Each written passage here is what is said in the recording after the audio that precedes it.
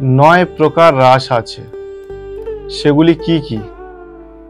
এই ভগবান শ্রীকৃষ্ণের রাসলীলার 9টি ভাগ রয়েছে।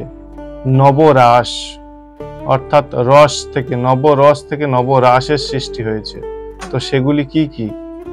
নবরাস অর্থাৎ 9টি আবেগ, 9টি আবেগ দ্বারা তৈরি এই নবরাস, নবলীলা, নবভাব। এই নবভাব এনেছিলেন ভগবান শ্রীকৃষ্ণ ও গোপীগণের মধ্যে। সেই নবভাবের দ্বারা ভাবিত হয়ে সেই রাসলীলার চরম শিখরে পৌঁছেছিলেন। হ্যালো বন্ধুরা, স্বাস্থ্যকর চ্যানেলে আপনাদেরকে স্বাগত। আমি সোমনাথ। আজকে একটি নতুন ভিডিও নিয়ে চলে এসেছি, সেটি হলো রাসযাত্রার উপরে। সামনে যেহেতু রাস পূর্ণিমা, তো রাস পূর্ণিমাতে ভগবান শ্রীকৃষ্ণের রাসলীলা হয়েছিল, এটি আমরা প্রত্যেকেই জেনে থাকি। তো রাসলীলা কেমন? রাসলীলা হলো ভগবান শ্রীকৃষ্ণের সঙ্গে শিরাধিকা, তার সাথে অষ্টসখী ও তাদের প্রত্যেকের সঙ্গে এক প্রকারের লীলা। সেই লীলা কে দর্শন করেছিলেন? সেই লীলা ভগবান শিব মহিলা রূপ ধরে সেই স্থানে গমন করেছিলেন এবং দেখার চেষ্টা করেছিলেন, কিন্তু দেবী দুর্গা দাঁড়িয়ে ছিলেন এবং সেগুলি ধরে ফেলেছিলেন। তো রাস কথার অর্থটা কি? সংস্কৃত শব্দ রস থেকে রাসের সৃষ্টি হয়েছে। রাসের ধর্মীয় তাৎপর্য বলতে গেলে ভগবান শ্রীকৃষ্ণের মধুর রস, সারাংশ বা স্বাদ বলতে অনুভূতি থাকে।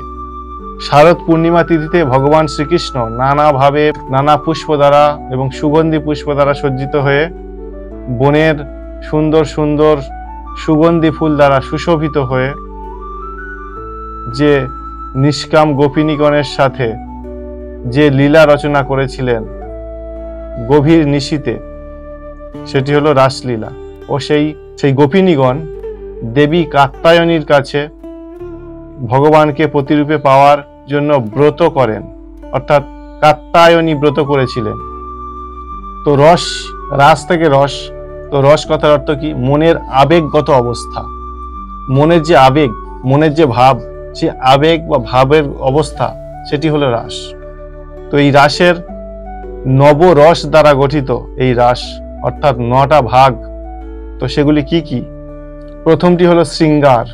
শৃঙ্গার অর্থাৎ প্রেম ও সৌন্দর্য। হাস্য, করুণা, করুণা অর্থাৎ দুঃখ। রৌদ্র অর্থাৎ ক্রোধ। বীর অর্থাৎ বীরত্ব। ভয়ঙ্ক অর্থাৎ ভয়। বিভৎস অর্থাৎ বিতৃষ্ণা। অদ্ভুত অর্থাৎ আশ্চর্য। শান্তা অর্থাৎ শান্তি। এই 9টি হলো নবরাস, অর্থাৎ রাসলীলার নবরস। রাসলীলা তত্ত্ব হলো ভগবান শ্রীকৃষ্ণের ব্রজলীলা তত্ত্বের উপরে ভিত্তি করে। রাসলীলা তত্ত্ব হলো জীবাত্মার সঙ্গে পরমাত্মার মিলন, অর্থাৎ কাম প্রবৃত্তিকে আধ্যাত্মিকতার চরম পর্যায়ে অর্থাৎ প্রেমময় বা ভক্তিময় করে তোলে, বা ভক্তিময় পরিস্থিতিতে পৌঁছে দেয়। এটি হলো রাসলীলা। এই রাসলীলার কথা আমরা রাস পঞ্চ অধ্যায় থেকে পাই। তো এই ছিল ভগবান শ্রীকৃষ্ণের রাস সম্বন্ধে ছোট্ট তথ্য।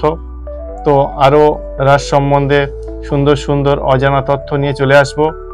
আমি সোমনাথ আপনাদের জন্য আরো সুন্দর সুন্দর তথ্য আপনাদের সামনে উপস্থাপন করার চেষ্টা করব। জয় রাধে গোবিন্দ, জয় ব্রহ্ম, জয়।